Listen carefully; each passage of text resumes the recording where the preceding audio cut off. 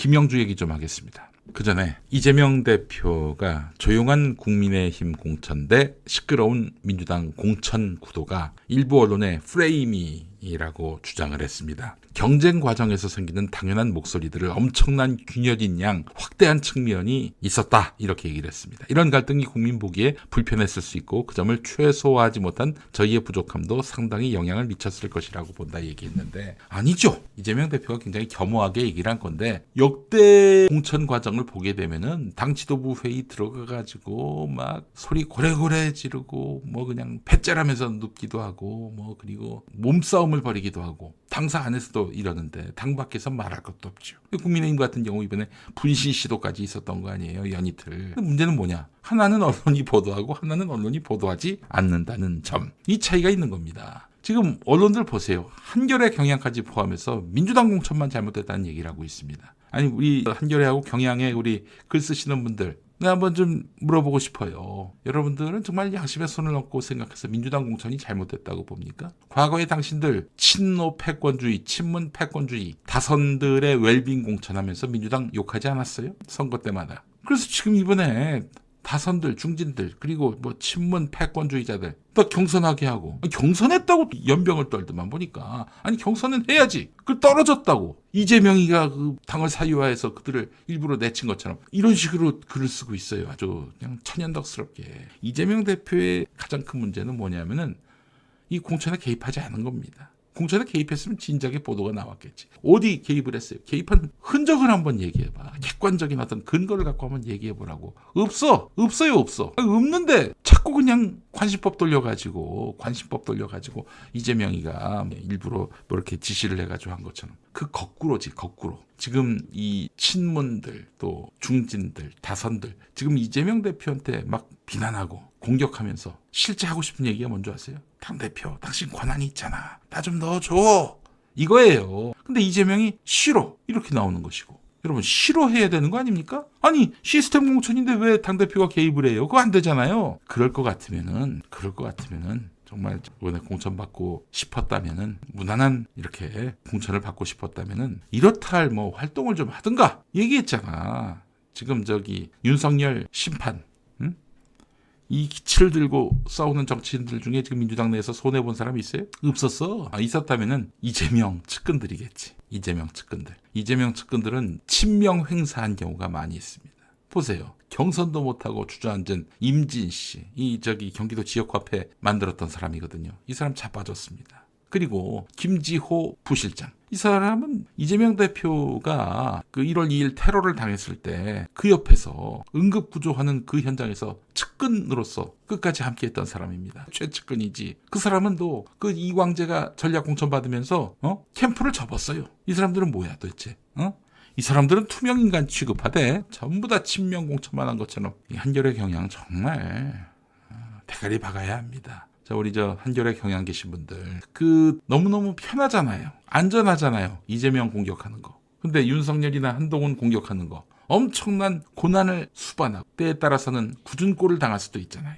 윤석열, 한동훈을 상대로 해서 비판적인 글을 쓰는 것, 그래서 고난을 감수해야 하는 것, 여기에 더 자신의 직업적 가치가 있지 않을까요? 그렇잖아요. 누구나 다 욕할 수 있는 이재명 욕해봐야 무슨 소용이 있습니까? 당신들 윤석열, 한동훈한테 뭐 약점 잡혔어요? 그들에게 잘 보여야 할 일이 있어요? 김영주는 있어 보입니다. 일단 김영주 얘기하기 전에, 근데 말이죠, 어떻게 민주당에서 공천 못 받으면은 이낙연에게 갈 법도 한데 가면 국민의힘으로 갑니다. 참 이상해요. 그렇지 않나요? 아니, 가면 이낙연 쪽으로 가야지 어떻게 윤석열, 한동훈 편에 서나.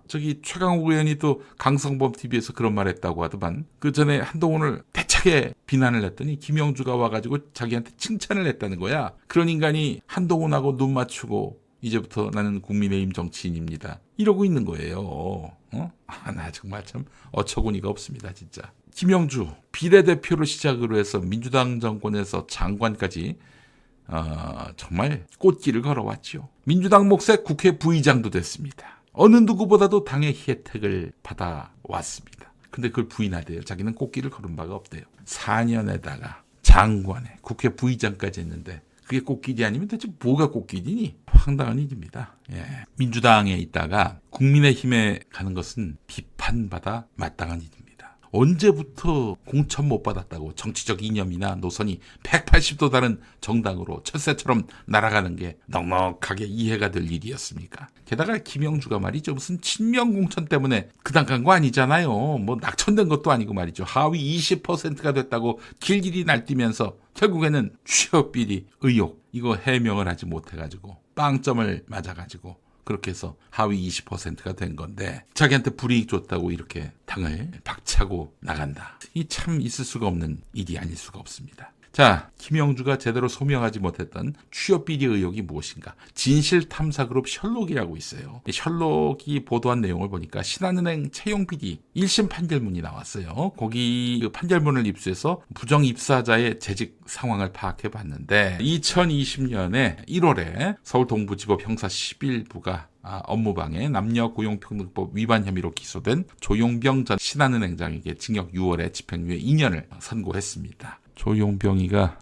그 사이에 무슨 일이 있었는지 이건 나중에 또 제가 짚어보도록 하겠습니다. 최종 합격된 부정 입사자 중 약 80%가 신한은행을 다니고 있는 셈인데 판결문에 언급된 부정 입사자들의 채용 배경을 보니까 국회의원, 금융감독원 임직원, 고액거래처, 신한은행 계열사 임직원으로 나뉠 수가 있는데 뭐 은행을 운영하다 보면은 이런 뭐 좀 고관대작들의 어떤 민원을 또 무시할 수 없는 그런 측면도 있을 겁니다. 그러나 하면 안 되죠. 불법인데. 그리고 수많은 금융회사에 취업하고자 하는 그런 지망자들 그들을 뒤통수 치는 거 아니겠습니까? 네. 자, 부정 입사자들을 보면은 이렇게 이제 민원을 넣은 사람의 자녀이거나 지인이거나 친족의 자녀였는데 이 리스트에서 국회의원이 2명 등장하는데 한 명은 뭐 지금 국회의원 아니니까 신경 안 써도 될 것 같고 그 한 사람이 바로 김영주라는 거예요. 2014년 당시에 새정치민주연합 의원이었는데 영등포 갑 국회의원 아니겠습니까? 영등포 구의회 의원. 그러니까 이제 말하자면은 자기 이제 신복이라 할 수 있겠지. 정모 씨의 자녀 영등포 의원이었습니다. 2014년 상반기 부정 입사자 오땡땡의 이름란 옆에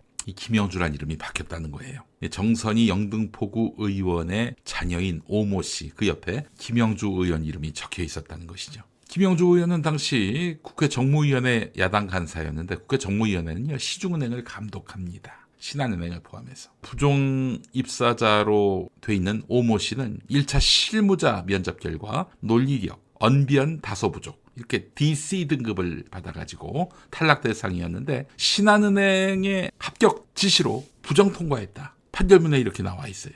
그리고 2014년에 합격하고는 지금도 그 회사 다니고 있는지는 모르겠습니다만 2020년 당시에는 서울 서초구 모 지점에서 일했다는 겁니다. 그래서 이제 셜록에서 이제 김영주한테 물어봤더니 정선희 구의원 아들 오모 씨 채용은 신한은행에 청탁한 적이 없고 판결문에 내 이름이 왜 들어갔는지 모르겠다 이렇게 얘기를 하고 있습니다. 왜 들어갔는지 모르겠다고? 그럼 그렇게 당에 해명했다는 거예요? 그 당연히 빵점을 주지. 그러면은 정말 참 아무 상관이 없는데 판결문에 그 이름이 들어가? 아이고. 사실 이제 그 금융계에 그 김영주 씨가 상당히 깊은 어떤 연관이 돼 있어요. 이 양반이 어떤 은행의 스포츠 그 팀에서 선수로 활약했다는 그런 얘기가 있는데 무학여고에서 농구 선수 포워드로 활동했고 서울 신탁은행 실업 농구단 선수로 활동을 했고 그러면서 이제 나중에 금융노조에서 활동하면서 금융노조 상임 부위원장까지 맡았는데 그 문재인 정부 때 고용노동부 장관으로 있었거든요. 노동계 출신이니까. 그때 최저임금에 관해서 노동계 입장만 앞세우면서 청와대가 당황할 정도로 문재인 정부 청와대가 당황할 정도로 강경했다 이런 비판을 받았습니다. 자, 그런 김영주가 채용 비리 의혹과 관련해서 제대로 해명하지 않은 검찰 정권 품에 안겼다. 이런 얘기가 되는 거 아니겠습니까? 아니 김영주 씨 올해 69이더만 보니까 내일 모레 70인데 한 번 더 국회의원 하려고 이렇게 어떻게 더불어민주당에서 국민의힘으로 이렇게 점프업을 하나? 아니 철새의 전형 아닙니까?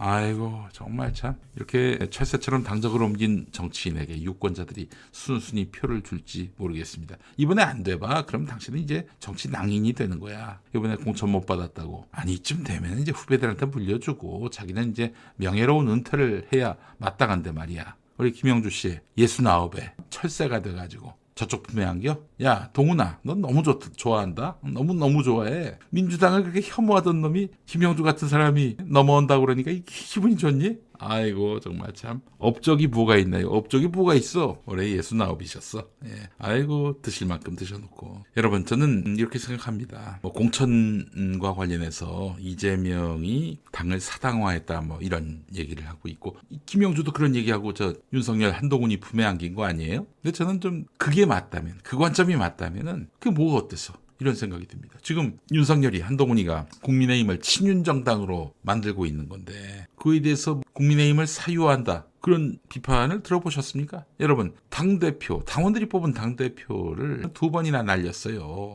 이준석 날리고 김기현 날렸잖아요.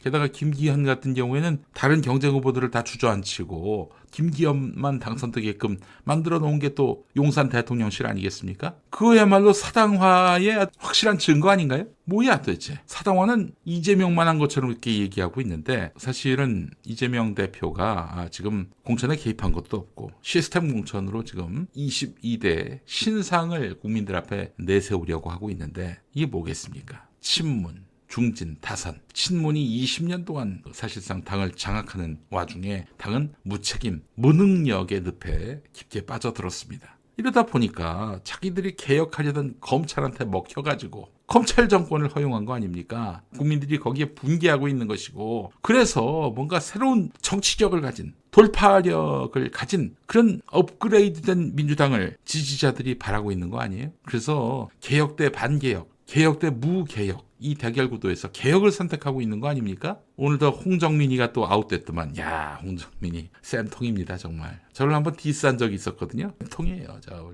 홍정민이. 이름을 좀 한번 읊어보겠습니다. 강병원, 고영인, 김영배, 김종민, 김철민, 박용진, 송갑석, 신동근, 윤영찬, 이원욱, 조응천, 홍영표와 함께 민주당의 길에 이름을 올린 게 이제 홍정민이에요. 서울대 출신이고요. 변호사에다가 삼성연구원 수석연구원. 홍정민 정말 똑똑한 줄 알았는데 얘는 거기라고 이 능구렁이들하고 같이 민주당의 길을 했는지 모르겠어요. 그래요. 이런 걸 헛똑똑이라고 얘기하지요. 헛똑똑이. 이런 무능한 인간들 또 이재명 대표를 잡아가라고 한 체포동의안에 가결표를 던진 이런 배신자들 이들로 과연 새 시대를 열 수 있습니까? 민주당이 집권 가능한 정당이 되겠어요? 정치적 효능감이 프로에 가까운 이자들을 데리고 뭘 할 수 있겠어요? 아니 평소에 윤석열한테 한마디도 안 하던 홍영표 같은 인간 지금 뭐 이재명한테 박박 소리 지르고 있는데 야 아불고 있어 진짜. 나이 똥구멍으로 처먹었냐? 홍영표 뭘 했어 네가 윤석열 정권과 싸우는데 저기 저 추미애 장관한테 가가지고 열심히 일한 당신 떠나라 이랬던 거 아니야. 윤석열하고 저기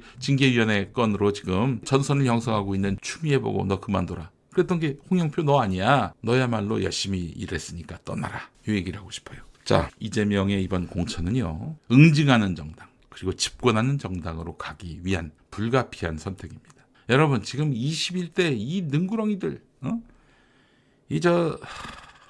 능구렁이 너무나 아름다운 표현입니다. 구렁이가 얼마나 아름다운데요. 이런 쓰레기들 아무짝에도 쓸모가 없는 고장난 밥통 같은 인간들 이런 인간들 데리고 어떻게 우리가 집권 가능한 세상 민주주의가 회복되는 세상 민생이 바로 서는 세상 평화가 강물처럼 흐르는 세상 정의에 입을 맞출 수 있는 세상을 우리가 열 수 있겠어요. 자 어쨌든 이런 자들이 컷오프되고 또 저쪽 당으로 넘어가고 혹은 낙엽신당으로 넘어가고 잘 됐습니다. 자 그래서 민주당이 이제는 이재명 대표 중심으로 이재명 대표 말고 대권주자가 없잖아요. 당이 대권주자를 중심으로 뭉쳐야지 안 그렇습니까? 2016년에 새정치민주연합이 문재인 대표 중심으로 바뀌면서 반문 세력들이 다 저기 바이러스 전문가 안철수에 의해서 다 그냥 분리수거돼서 나가면서 민주당이 집권 가능한 정당이 됐잖아요. 자, 이재명 대표의 민주당이 집권 가능하려면 이런 자들을 솎아내야 했고 이 솎아냄이 민주당에게 큰 유익이 될 것입니다. 제 말이 맞는지 틀리는지 한번 보시죠.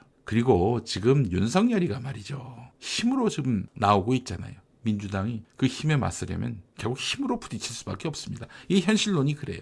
아니 보십시오. 옛날에 전대협, 우리 종석이형, 임종석, 의장님 아니 무슨 총학생회 그 연합회 의장, 그 회의 의장이 뭐 이렇게 대단한 자리라고. 근데 그 전대협 의장 우리 종석이형은 거의 신처럼 떠받들여졌어요. 마치 북한의 수령님처럼 그렇게 떠받들여졌다고요. 왜 그랬겠어요? 저쪽이 저렇게 제왕적 리더십을 구사하니 우리도 거기에 합당한 제왕적 리더십으로 강대강으로 붙자 이런 거 아니었습니까? 근데 윤석열에 맞서서 이쪽은 술에 물 탄 듯 물에 술 탄 듯한 그런 권위를 갖고 어떻게 맞섭니까? 이재명이 힘을 얻어야 됩니다. 그래야 윤석열에게 맞설 수 있는 능력을 가지게 되는 것입니다. 제 말이 맞죠? 제 말이 맞으면 박수 한번 쳐주세요. 예.